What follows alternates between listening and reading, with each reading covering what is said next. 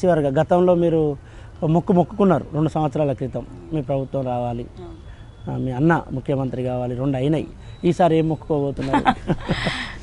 మాకు ఇంకొకటే ఒక లక్ష్యం, రాహుల్ గాంధీ గారిది. ఆయనతో భారత్ జోడో యాత్ర అంతా కూడా నేను కన్యాకుమారి నుంచి కాశ్మీర్లో ప్రతి రాష్ట్రంలో 4-5 రోజులు తిరిగినాం, వారి కష్టం చూసినాము.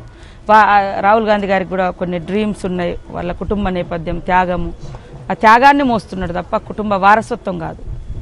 ఆ కుటుంబం యొక్క త్యాగాన్ని మోస్తున్నాడు. అనేక అవమానాలు, ఇబ్బందులు ఎన్నో భరిస్తూ కూడా దేశం కోసం పనిచేస్తున్న ఒక సామాన్యులాగా ఉంటున్నాడు. సో వారితో కూడా నాకు చాలా గొప్ప అంటే అనుబంధంగా ఉండేటువంటి దగ్గరకు తీసుకోవడము చూడంగానే కాదు. మేము కాంగ్రెస్లో చేరేటప్పుడు బాగా భయపడ్డా.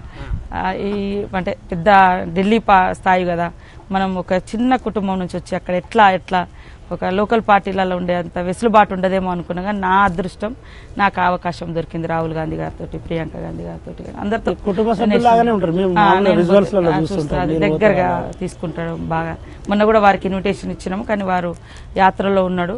మరి ఇంకేం జరుగుతుందో తెలియదు. లాస్ట్ ఇయర్ కూడా తీసుకురావాలని ప్రయత్నం చేసినాము, ఆయన దాకా చేరలే. కానీ ఈసారి మాత్రం ఇక్కడ ఒక జాతర ఉంది. ఆయన కూడా బాగా ఇష్టపడుతారు ట్రైబల్ ఏరియాలు, గిరిజన బిడ్డలన్నా కూడా, ఆదివాసీలన్నా కూడా.